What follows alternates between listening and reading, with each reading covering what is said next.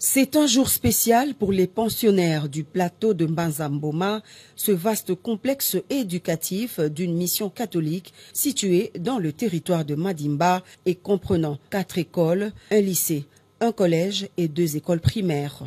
Du ténèbre à la lumière, le collège Notre-Dame de Mbanza-Mboma, désormais éclairé grâce à la détermination du chef de l'État Félix-Antoine Tshisekedi Tshilombo, qui tient à l'amélioration des conditions de vie des élèves et enseignants de son ancienne école à travers une infrastructure de qualité.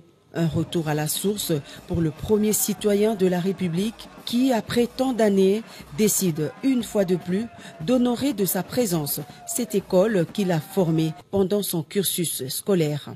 La charité bien ordonnée commence par soi-même, dit-on.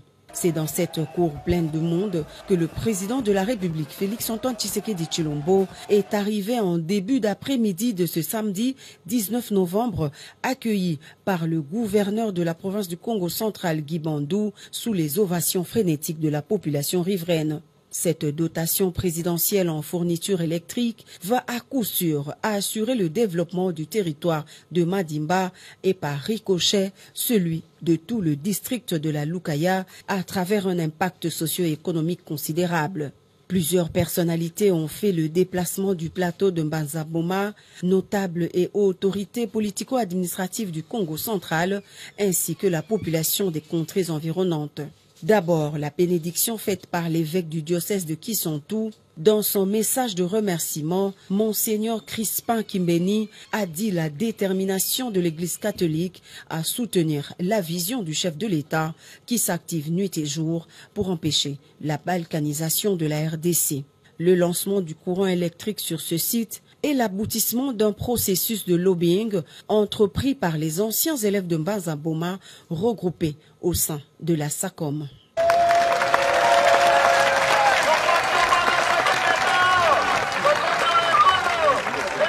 La jubilation aujourd'hui sur ces plateaux est fruit de la célébration du Fils qui, après des nuits interminables d'obscurité, va enfin apporter la joie de l'électrification.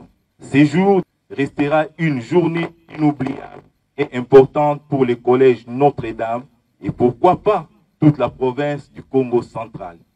Qui devait porter ces cadeaux et le remettre officiellement à qui des droits? Bien entendu, notre membre choisi par l'Éternel, Dieu, pour présider aux destinées de notre pays, en la personne de son Excellence, M. Antoine Félix Tshisekedi Tshilombo, chef de l'État.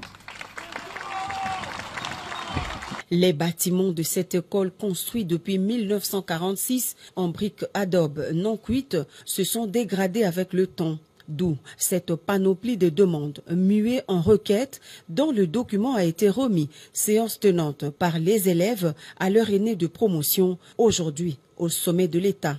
L'autre temps fort du passage du président de la République, ce sont ces moments de communion qui ont permis à l'ancien élève de retrouver ses sources dans une chaleur fraternelle. Ensemble avec ses collègues de promotion, ils se sont même rappelés des belles aventures de l'époque et le président de la République n'a rien perdu de ses souvenirs malgré le temps passé.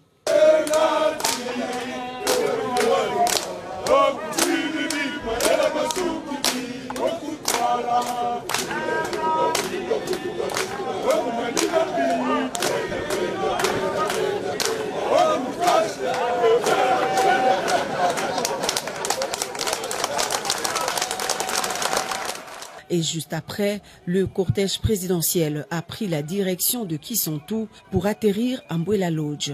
Le chef de l'État Félix-Antoine Tshisekedi Tshilombo est allé répondre à l'invitation des opérateurs économiques et autres acteurs de l'entrepreneuriat privé-public où se clôturait la 2e édition du Forum économique sur le développement du Congo central dénommé Kimvwama.